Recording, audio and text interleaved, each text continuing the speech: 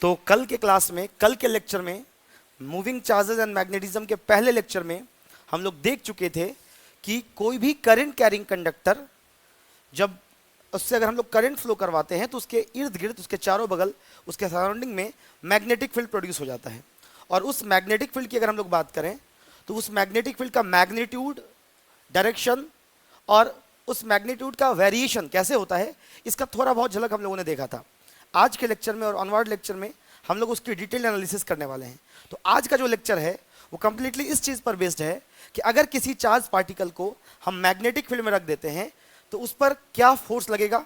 अगर आप electric field में चार्ज पार्टिकल को रखते थे तो इलेक्ट्रिक फील्ड में चार्ज पार्टिकल पर इलेक्ट्रिक फोर्स लगता था। तो ऑब्वियस सी बात है कि अगर चार्ज पार्टिकल को हम मैग्नेटिक फील्ड में रखेंगे तो उस पर लगने वाले फोर्स को क्या बोलेंगे, मैग्नेटिक फोर्स। तो आज के लेक्चर में हम लोग को देखना है कि अगर किसी चार्ज पार्टिकल को मैग्नेटिक फील्ड में रख दिया जाए, सर ये मैग्नेटिक फील्ड क्या है। कोई भी मैग्नेट अपने चारों बगल या कोई भी मैग्नेटिक सब्सटेंस अपने चारों बगल एक ऐसा रीजन बना लेगा या एक ऐसा एरिया बना लेगा जिस एरिया में जब आप किसी चार्ज पार्टिकल, मतलब किसी मूविंग चार्ज पार्टिकल को लेकर के जाएंगे या किसी मैग्नेटिक मटेरियल को लेकर के जाएंगे तो वो उस पर मैग्नेटिक फोर्स एक्सर्ट करेगा। उस एरिया को हम लोग मैग्नेटिक फील्ड कहते हैं। मैग्नेटिक फील्ड किसे कहते हैं ये हम लोगों को क्लास 10th में ही देख लेना था। जैसे हमारे पास एक वाईफाई का राउटर लगा हुआ है, उसका अपना एक रेंज है, उसी रेंज में वो वाईफाई काम करता है। ऐसे ही हर मैग्नेटिक फील्ड का अपना एक रीजन होता है। मतलब मैग्नेटिक फील्ड का मतलब हुआ एक रीजन जिस रीजन में कोई भी मैग्नेट के ऊपर मैग्नेटिक फोर्स एक्ट करता है। ठीक है, मैग्नेटिक फील्ड को हम लोग टेस्ला में नापते हैं। टेस्ला मैग्नेटिक फील्ड का एक बड़ा यूनिट है। तो अगर छोटे मैग्नेटिक फील्ड को नापना होगा तो हम लोग गॉस का यूज करेंगे। 1 टेस्ला 10⁴ गॉस के बराबर होता है। ये तमाम चीजें हम लोग आज के लेक्चर में देखेंगे। बट आज के लेक्चर में जो हमारा मेन फोकस है वो हम लोग को देखना है dynamics of charge particle in magnetic field. Dynamics से हमारा मतलब होता है, हम लोग अभी शुरू करने वाले हैं कि चार्ज पार्टिकल को अगर मैग्नेटिक फील्ड में हम लोग रखते हैं तो चार्ज पार्टिकल पर कितना मैग्नेटिक फोर्स लगेगा। और आगे 1-2 लेक्चर के बाद जब हम लोग पूरे फोर्स की एनालिसिस कर लेंगे तो पढ़ेंगे कि उस चार्ज पार्टिकल को मैग्नेटिक फील्ड में रखने पर चार्ज पार्टिकल का मोशन कैसा होगा। मतलब अगर हम लोग किसी चार्ज पार्टिकल को मैग्नेटिक फील्ड में रख देते हैं तो उसका motion plus cause of motion, दोनों चीज़ों को हम लोगों को पढ़ना है, उसके डायनेमिक्स का एनालिसिस करना है। बट आज जो हम लोग करने वाले हैं वो बेसिकली मैग्नेटिक फोर्स क्या होता है या मैग्नेटिक फील्ड में चार्ज पार्टिकल को रखने पर उस पर कितना फोर्स लगता है उसी को बोलते हैं। तो अगर मैं मैग्नेटिक फोर्स की बात करूं तो बड़े आराम से आप लिख सकते हैं मैग्नेटिक फोर्स के बारे में। The force experienced by a charge particle in magnetic field is called magnetic force. लिखेंगे द फोर्स एक्सपीरियंस्ड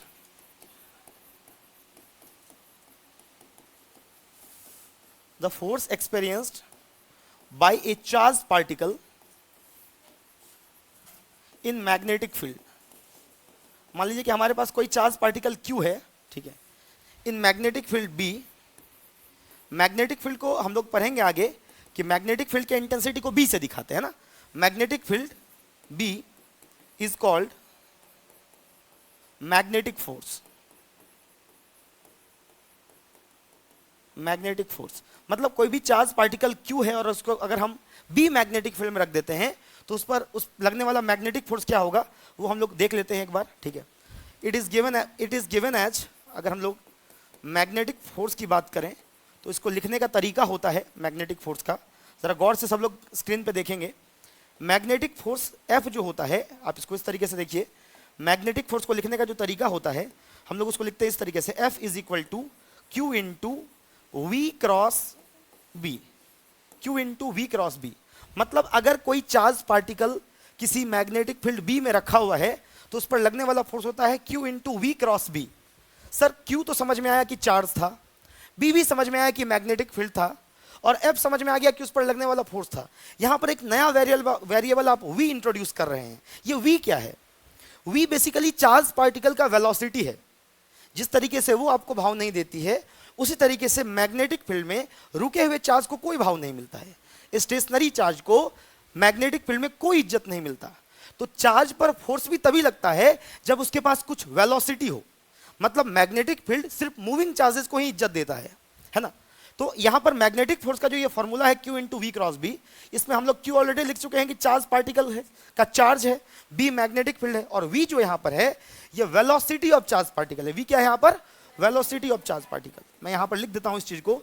V क्या है? Velocity of charge particle. v क्या है यहां पर? Velocity of charge particle. तो आप ये चीज बहुत अच्छे से समझ रहे होंगे कि F is equal to Q into V cross B. ये जो आया है ये कौन से नोटेशन में आया है? ये कौन से फॉर्म में आया है? वेक्टर फॉर्म में आया है। कौन से फॉर्म में आया है? ये हमारे पास जो आया है ये वेक्टर फॉर्म में आया है, मतलब ये इसका वेक्टर नोटेशन है, ये इसका वेक्टर नोटेशन है। F is equal to Q into V cross B. अगर इसको स्केलर के फॉर्म में लिखें तो आप लोग इतने समझदार हैं कि इसको लिख सकते हैं, अगर हमारे पास एक वेक्टर ए हो और दूसरा वेक्टर बी हो तो ए क्रॉस बी का जो फॉर्मूला होता है वो क्या होता है? ए बी साइन थीटा होता है। ए डॉट बी का ए बी कॉस थीटा और ए क्रॉस बी का ए बी साइन थीटा। तो उस अकॉर्डिंग अगर हमारे पास वेलोसिटी वेक्टर, वेलोसिटी किसका है? ये चार्ज पार्टिकल का, और बी मतलब मैग्नेटिक फील्ड वेक्टर, इसके बीच का एंगल मालूम हो तो हम लोग चार्ज का मैग्नीट्यूड भी मैग्नेटिक फोर्स का मैग्नीट्यूड भी लिख सकते हैं। जरा देखिएगा, सपोज करेंगे आप कि आपके पास जो मैग्नेटिक फील्ड है बी वो इस तरीके से है, और इस मैग्नेटिक फील्ड मान लेते हैं कि मैग्नेटिक फील्ड हॉरिजॉन्टल है, और इस मैग्नेटिक फील्ड में चार्ज पार्टिकल ऐसे कुछ थीटा एंगल पर मूव कर रहा है। मान लीजिए कि चार्ज पार्टिकल ऐसे कुछ थीटा एंगल पर मूव कर रहा है, ये चार्ज पार्टिकल का वेलोसिटी है, और इन दोनों के बीच का एंगल थीटा है। मतलब यहां पर थीटा किसके बीच का एंगल है? Angle between velocity vector and magnetic field vector. मतलब थीटा वो एंगल है जिस एंगल पर मैग्नेटिक फील्ड के साथ चार्ज पार्टिकल मूव कर रहा है। Are you getting my point? तो यहां पर अगर हम लोग इसके मैग्नीट्यूड की बात करेंगे, इस फोर्स के मैग्नीट्यूड की बात करेंगे, तो आप बड़े आसानी से इसको लिख सकते हैं F is equal to Q, तो एज इट इज जैसे है स्केलर फॉर्म में वैसे ही रहेगा, क्यू इज ऐसे रह जाएगा, और ये हो जाएगा वी बी साइन थीटा। आशा करता हूं कि आप इस चीज को समझ रहे होंगे, Q V B sine theta. मतलब मैग्नेटिक फोर्स के मैग्नीट्यूड की अगर बात करें तो ये हमारे पास क्या आ गया? Q V B sine theta. Q यहां पर चार्ज पार्टिकल के ऊपर का चार्ज है, मैं बार बार रिपीट कर रहा हूं, बी यहां पर मैग्नेटिक फील्ड इंटेंसिटी है, और ये जो साइन थीटा वाला टर्म आया है इसमें जो थीटा है ये बी और वी के बीच का एंगल है। ये एक तरीके से अगर थीटा वेरी करे तो आप देख रहे हैं कि मैग्नेटिक फोर्स एक साइनोसोडल वेरिएबल हो गया। आप समझ पा रहे हैं? साइनोसोडल वेरिएबल क्यों बोला हूं कि इसका मैक्सिमम मिनिमम निकालते वक्त इस टर्म का यूज होगा।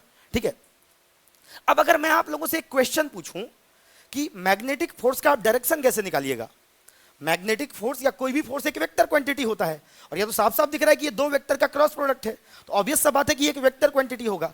तो मैग्नेटिक फोर्स का यहाँ पे जो डायरेक्शन हम लोग निकालेंगे तो यहाँ पे हम लोग साफ साफ देख पा रहे हैं ये वेलोसिटी वेक्टर और मैग्नेटिक फील्ड वेक्टर का क्रॉस प्रोडक्ट है, और क्रॉस प्रोडक्ट के डायरेक्शन को हम लोग राइट हैंड थंब रूल से निकालते हैं।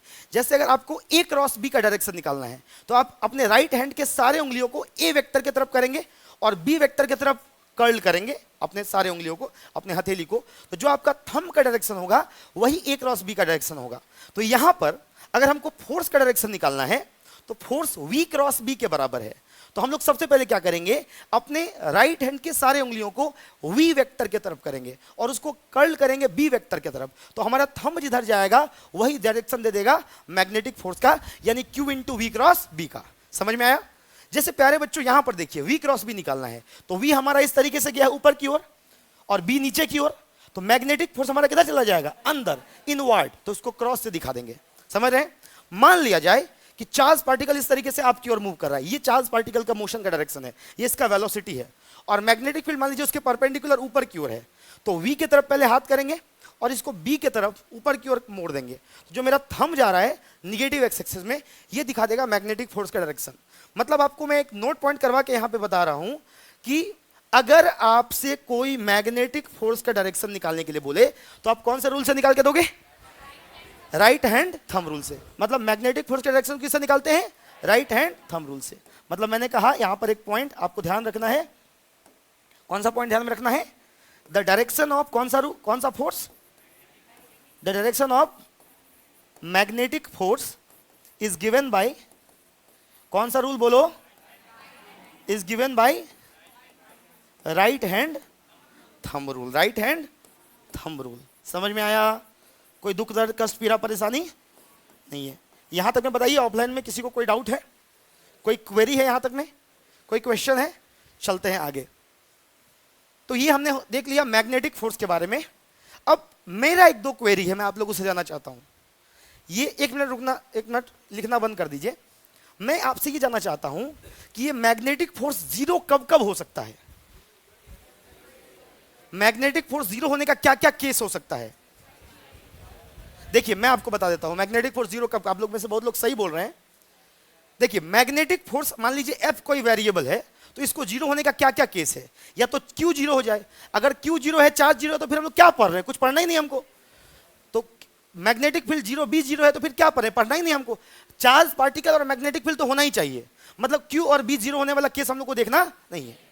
तो मैग्नेटिक फोर्स जीरो कब कब हो सकता है? इसके लिए हमारे पास दो केस बचा। एक केस जिसमें वेलोसिटी क्या हो जाए? जीरो हो जाए। मतलब अगर हमारा चार्ज पार्टिकल सीधे जाकर के मैग्नेटिक फील्ड में रखा हुआ है, ये मूव नहीं कर रहा है, तो इस केस में वेलोसिटी का वैल्यू जीरो हो जाना है, उस केस में मैग्नेटिक फोर्स जीरो हो जाएगा। दूसरी बात, एक तो क्यू और बी का ऑप्शन मेरे पास है नहीं, मेरे पास बस ऑप्शन था वी का और किसका? साइन थीटा का। तो एक तो वी जीरो हो गया, मतलब चार्ज पार्टिकल स्टेशनरी हो गया। दूसरा, ये कब और जीरो हो सकता है? जब ये साइन थीटा जीरो हो जाए। और साइन थीटा जीरो होने का मतलब है थीटा का वैल्यू एन पाई, 0, पाई, 2 पाई, 3 पाई। लेकिन हम लोग मैथ्स तो पढ़ नहीं रहे हैं, हम लोग फिजिक्स पढ़ रहे हैं। फिजिक्स में हम लोग को साइन थीटा जीरो के करस्पॉन्डिंग दो केसेस देखने होते हैं, एक थीटा 0 डिग्री और एक थीटा 180 डिग्री। मेरी बात समझ रहे हैं आप? जब आप यहां पे साइन 0 पुट कर देंगे या जब आप यहां पे साइन 180 पुट कर देंगे, दोनों ही केस में फोर्स का वैल्यू हो जाएगा 0। और 0 का मतलब होता है पैरेलल और 180 का मतलब एंटी पैरेलल, मतलब ऑपोजिट डायरेक्शन। तो आइए हम लोग समझते हैं कि मैग्नेटिक फोर्स जीरो कब कब हो सकता है। हमने यहां लिया है case of zero magnetic force. इसमें सबसे पहला पॉइंट अगर मैं लिखूं तो सबसे पहला पॉइंट मैं लिख सकता हूं, व्हेन चार्ज पार्टिकल इज, बोलो,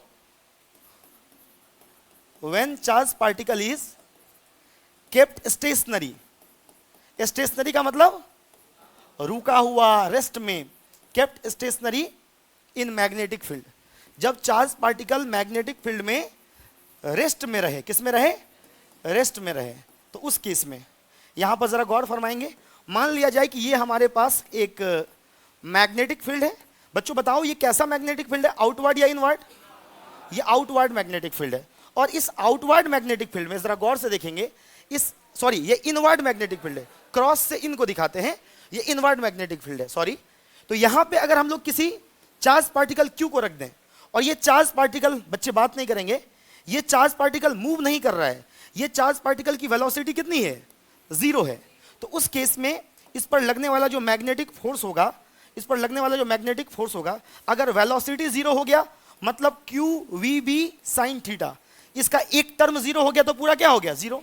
इसीलिए इस केस में मैग्नेटिक फोर्स क्या हो गया? 0। मतलब अगर कोई चार्ज पार्टिकल मैग्नेटिक फील्ड में रुका हुआ है तो उस पर फोर्स कितना होगा? 0 होगा। मतलब मैग्नेटिक फील्ड में अगर किसी चार्ज पार्टिकल पर फोर्स लगाना है तो उसको कैसा होना चाहिए? मूविंग होना चाहिए। रुके हुए चार्ज पार्टिकल का कोई स्कोप नहीं बनता है। दूसरा केस क्या बनेगा बोलो? जब चार्ज पार्टिकल मूव तो कर रहा हो, लेकिन आइदर पैरेलल मूव कर रहा हो और एंटी पैरेलल मूव कर रहा हो। पैरेलल मतलब सेम डायरेक्शन में मूव कर रहा हो और एंटी पैरेलल मतलब ऑपोजिट डायरेक्शन। तो दूसरा जो केस यहां पर बनेगा वो बनेगा when charge particle is moving parallel. Parallel मतलब मैग्नेटिक फील्ड एक्स में जाएगा तो चार्ज पार्टिकल भी एक्स में जाएगा। अगर मैग्नेटिक फील्ड वाई में जाएगा तो चार्ज पार्टिकल बोलेगा हम भी वाई में जाएंगे। अगर मैग्नेटिक फील्ड जेड में जाएगा तो चार्ज पार्टिकल बोलेगा हम भी जेड में जाएंगे। तो ये हो गया पैरेलल का केस। एंटी पैरेलल मतलब सवाल में दिया रहेगा, ऐसे बताएगा नहीं तुमको एंटी पैरेलल या पैरेलल, दिया रहेगा कि मैग्नेटिक फील्ड 5 जे कैप टेस्ला है और चार्ज पार्टिकल का वेलोसिटी -3 मीटर पर सेकेंड जे कैप है, तो वो प्लस जे कैप और ये माइनस जे कैप, तो एंटी पैरेलल हो गया, ऑपोजिट हो गया। मतलब थीटा 180 और साइन 180 कितना होता है? 0। तो फोर्स भी क्या हो जाएगा? 0। तो when charge particle is moving parallel और एंटी पैरेलल, क्या बात है, कौन सा parallel? Anti parallel. Anti parallel to magnetic field. अगर मैग्नेटिक फील्ड के पैरेलल या एंटी पैरेलल मूव करेगा उस केस में भी ऐसा होगा। भैया बोर्ड पर देख लो, है ना, यहां देखो, चार्ज पार्टिकल, मान लो कि ये मैग्नेटिक फील्ड का दिशा है और चार्ज भैया भी आगे ही चल रहे हैं, चार्ज भैया भी आगे ही चल रहे हैं। मतलब चार्ज पार्टिकल का वेलोसिटी और ये दोनों आपस में क्या है बोलो? पैरेलल। मतलब डायरेक्शन क्या होगा? बोलो ना यार, डायरेक्शन क्या होगा? सेम। मतलब थीटा कितना? थीटा बोल रही है 90, गांजा पी के आई है, थीटा बोल रही है 90, है ना, थीटा कितना 0, तो साइन 0 दोपहर के टाइम में कहाँ मिल जाता है, ठीक है, साइन 0 कितना हो जाएगा 0। तो यहाँ पर जो हमारे पास फोर्स का फॉर्मूला है क्यू वी बी साइन 0, यहाँ पे मैग्नेटिक फोर्स हमारे पास क्या हो जाएगा, अगेन मैग्नेटिक फोर्स क्या हो जाएगा 0। मतलब अगर पैरेलल मूव करेगा तो भी मैग्नेटिक फोर्स, तुम पैरेलल चाहे कितने स्पीड से फेंक दो लेकिन इस पर मैग्नेटिक फोर्स नहीं लगेगा। क्लियर है, कोई डाउट है यहां तक में? तो ये पहला केस था, है ना, ये पहला केस था। दूसरा केस, दूसरा केस क्या होगा, यस, मैग्नेटिक फील्ड सपोज कर आगे जा रहा है ऐसे, मैग्नेटिक फील्ड आगे जा रहा है ऐसे, और चार्ज पार्टिकल का स्पीड किधर है, सॉरी चार्ज पार्टिकल की वेलोसिटी किधर है, पीछे। मतलब V और B आपस में एंटी पैरेलल, मतलब कौन सा डायरेक्शन, ऑपोजिट डायरेक्शन। हाँ बताओ अनु कुमारी क्या होगा यहाँ पर एंगल, 540, 120 नहीं 120 होगा ना, अच्छा 180 होगा, नशा टूट गया क्या, चलो ठीक है 180 होगा यहाँ पर, नहीं थीटा कितना होगा 180 डिग्री, थीटा 180 मतलब साइन 180 और वो कितना 0, इसीलिए मैग्नेटिक फोर्स भी कितना हो जाएगा 0। मतलब आपको एमसीक्यू के लिए खास करके याद रखना है, बाकी हम लोग force on A current carrying conductor के बाद इस पर न्यूमेरिकल्स भी करेंगे तो वहां पे भी काम आएगा। किसी भी चार्ज पार्टिकल पर अगर कोई चार्ज पार्टिकल को मैग्नेटिक फील्ड में रखे हैं और उस पर फोर्स नहीं लग रहा है, फोर्स 0 लग रहा है, उसके कितने पॉसिबल केसेस हैं, कितने पॉसिबल केसेस हैं, टोटल 3 पॉसिबल केसेस, इसको मैंने 2 पॉइंट में बताया है। पहला कि चार्ज पार्टिकल लपू सा हो, रुका हुआ रहे, है ना, बोलना इसको आवे ना, है ना।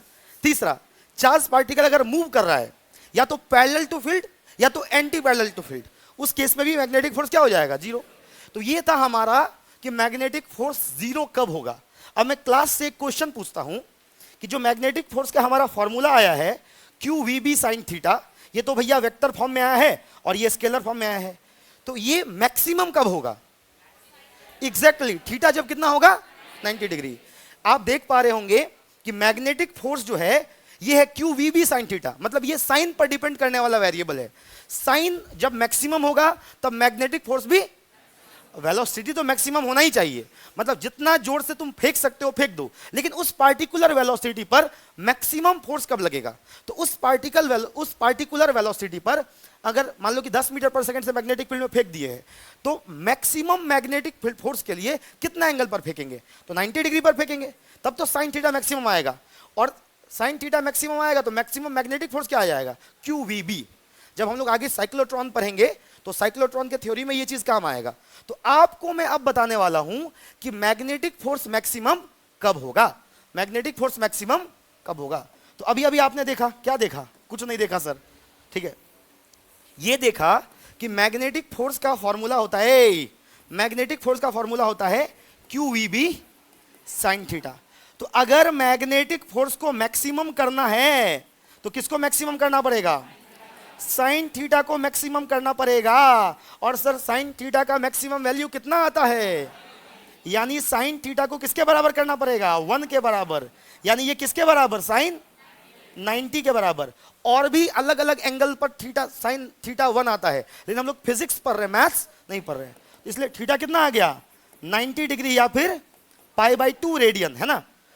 मतलब अगर भैया इस तरीके से हमारे पास मैग्नेटिक फील्ड है भैया, और चार्ज पार्टिकल, बॉस बोर्ड पर देख लो, चार्ज पार्टिकल इसके परपेंडिकुलर मूव कर रहा है भैया, ठीक है, तो इस केस में एंगल 90 डिग्री होगा और फोर्स मैक्सिमम होगा, और उस फोर्स की वैल्यू क्या हो जाएगी भैया Q V B into sine 90, यानी कि 1 के बराबर।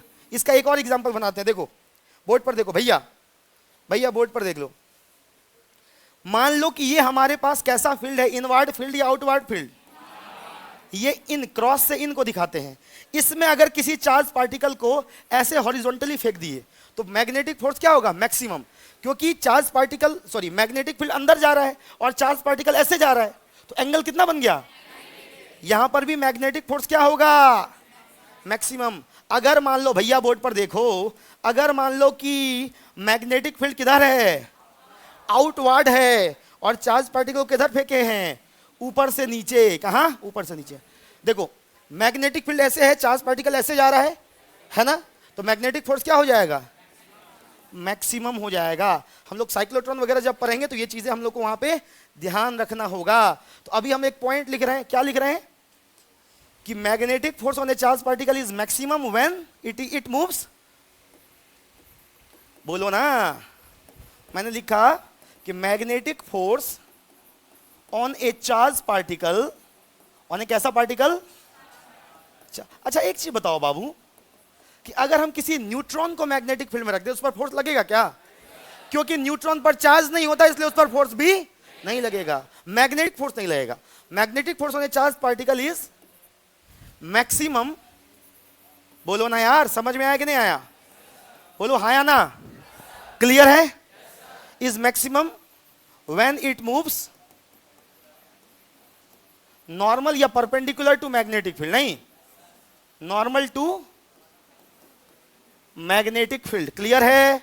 बोलो ना, क्या कंडीशन है? V perpendicular to B. कोई डाउट है यहां तक में? कोई डाउट नहीं है। मतलब भैया मैग्नेटिक फोर्स का फॉर्मूला आया भैया Q V B sine theta. Theta यहां पर angle between V and B था, यही सब कुछ डिसाइड करेगा। अगर मान लो कि चार्ज रुका हुआ है तो मैग्नेटिक फोर्स जीरो हो जाएगा। बोलो हाँ या ना? अगर चार्ज मूव कर रहा है लेकिन पैरेलल मूव कर रहा है, मैग्नेटिक फील्ड के दिशा में मूव कर रहा है या एंटी पैरेलल मूव कर रहा है तो भी मैग्नेटिक फोर्स जीरो होगा। और अगर 90 डिग्री पर मूव कर रहा है तो मैग्नेटिक फोर्स मैक्सिमम होगा, अपने हाईएस्ट वैल्यू पर होगा। ठीक है, कोई दिक्कत वाली बात नहीं है। जब मैंने क्लास को शुरू किया था तो मैंने मैग्नेटिक फील्ड से क्लास को शुरू किया था कि मैग्नेटिक फील्ड किसको कहते हैं, है ना। तो बस एक चीज को समझ जाइए कि मैग्नेटिक फील्ड आखिर है क्या, है ना। सबसे पहले हम लोग बात करते हैं किसकी, मैग्नेटिक फील्ड की। तो मैग्नेटिक फील्ड किसको कहते हैं ये एक बार क्लास 9th में 10th में पढ़ना होता है, 2 साल पहले। फिर से एक बार मैग्नेटिज्म चैप्टर पढ़ोगे इसके जस्ट बाद, जिसका जो पूरा थियोरेटिकल चैप्टर है, तो वहां पर एक बार थोड़ा और पढ़ोगे। लेकिन तब तक अगर इसका काम हो जाए तो थोड़ा सा मैं इंट्रोड्यूस कर देता हूं। ये कंप्लीट डेफिनेशन नहीं होगा मैग्नेटिक फील्ड का, मैं आपको पहले ही बोल दे रहा हूं। इसलिए मैं इसको टॉपिक बना के नहीं पढ़ा रहा हूं, चमका कॉन्सेप्ट बना के पढ़ा रहा हूं, ताकि आपको आगे आने वाले थ्योरीज में अगर कहीं पे काम हो तो आप इसको ध्यान पे रखेंगे। याद रखिएगा कि मैग्नेटिक फील्ड का मतलब अभी जो हम लोग ध्यान में रखेंगे वो ध्यान में रखेंगे the region in which magnetic force acts. ऐसा एरिया जिसमें क्या लगता हो, मैग्नेटिक फोर्स लगता हो। द रीजन इन विच कौन सा फोर्स लगता हो, the region in which magnetic force acts. जिस रीजन में मैग्नेटिक फोर्स लगता हो उसको क्या कहेंगे, क्या कहेंगे? कोई डाउट है यहां तक में? ऑफलाइन में बोलो कोई डाउट है? Any doubt up to here? बोलो क्लियर है। अब याद रखना कि इट्स इंटेंसिटी, मैग्नेटिक फील्ड को जो नापते हैं उसके वैल्यू को मैग्नेटिक फील्ड इंटेंसिटी से नापते हैं और इसको बी से दिखाते हैं। किससे दिखाते हैं? बी से दिखाते हैं। Its intensity is denoted by, बोलना हल्के हल्के, its intensity is denoted by B. समझ में आया? किससे दिखाओगे? और बी एक वेक्टर क्वांटिटी है, तभी तो हम लोग अभी क्रॉस प्रोडक्ट करवा रहे थे पहले। और अगर तुमको कोई पूछे कि दोस्त इसका एसआई यूनिट क्या होता है तो बोल देना SI unit of magnetic field intensity. Magnetic field intensity, इसका एसआई यूनिट क्या होता है? टेस्ला। क्या ला? क्या ला? टेस्ला। टेस्ला, ठीक है। और Tesla is a bigger unit, बड़ा यूनिट है ये, बड़े मैग्नेटिक फील्ड के लिए यूज करते हैं। तो छोटे मैग्नेटिक फील्ड के लिए क्या यूज करेंगे सर? बोलो बोलो ना, smaller unit of magnetic field intensity ना। तो स्मॉलर यूनिट जो इसका होता है वो क्या होता है? गॉस। क्या होता है दोस्त? गॉस। क्या होता है? गॉस। तो याद रखेंगे, क्या याद रखेंगे? ये याद रखेंगे कि एक टेस्ला जो होता है, बात नहीं करो, बोर्ड पर देखो, एक टेस्ला कितना गॉस? 10⁴ गॉस। और एक गॉस जो होगा 10⁻⁻4 टेस्ला। याद रहेगा या भूल जाओगे? अगर भूल जाओगे इसके लिए अलग व्यवस्था है मेरे पास, ठीक है। तो मैं तुमको याद तो करवा ही दूंगा, एक या तो प्यार से याद कर लो या तो अलग तरीके से है, एक अलग तरीका है ना। तो ये हम लोगों ने आज के लेक्चर में बेसिकली देखा कि जब किसी चार्ज पार्टिकल को हम लोग मैग्नेटिक फील्ड में छोड़ते हैं तो उस पर मैग्नेटिक फोर्स कितना लगता है, वो मैग्नेटिक फोर्स जीरो कब होता है, उस मैग्नेटिक फोर्स का डायरेक्शन कब कैसे निकालते हैं, उस मैग्नेटिक फोर्स की मैक्सिमम वैल्यू कब आती है, और साथ ही साथ हम लोगों ने थोड़ा बहुत मैग्नेटिक फील्ड का इंट्रोडक्शन देखा। याद रखिएगा एक पुरानी बात जो आपको याद रहनी चाहिए कि अगर किसी चार्ज पार्टिकल Q को हम इलेक्ट्रिक फील्ड में रखते हैं तो उस पर लगने वाला जो फोर्स होता है वो होता है Q इंटू ई। कल का जो लेक्चर होगा जिसमें हम लोग इलेक्ट्रोमैग्नेटिक फोर्स में चार्ज पार्टिकल पर लगने वाले फोर्स और करंट कैरिंग कंडक्टर पर लगने वाले फोर्स की बात कर रहे होंगे, तो वहां पे हमको पहले से आना चाहिए कि एक चार्ज पार्टिकल को इलेक्ट्रिक फील्ड में रखते हैं तो उस पर कितना फोर्स लगता है, जो लगता है Q इंटू ई के बराबर, जो कि मैंने आपको पढ़ा रखा है। आपको पढ़ाया हुआ ना कि पॉजिटिव चार्ज इलेक्ट्रिक फील्ड के दिशा में मूव करेगा और नेगेटिव चार्ज इलेक्ट्रिक फील्ड के अपोजिट। तो एक बार चैप्टर 1 का force on charge in electric field पढ़ लीजिएगा कल के लेक्चर को समझने के लिए, और कल के लेक्चर में हम लोग इसके आगे प्रोसीड करेंगे। Thank you for today.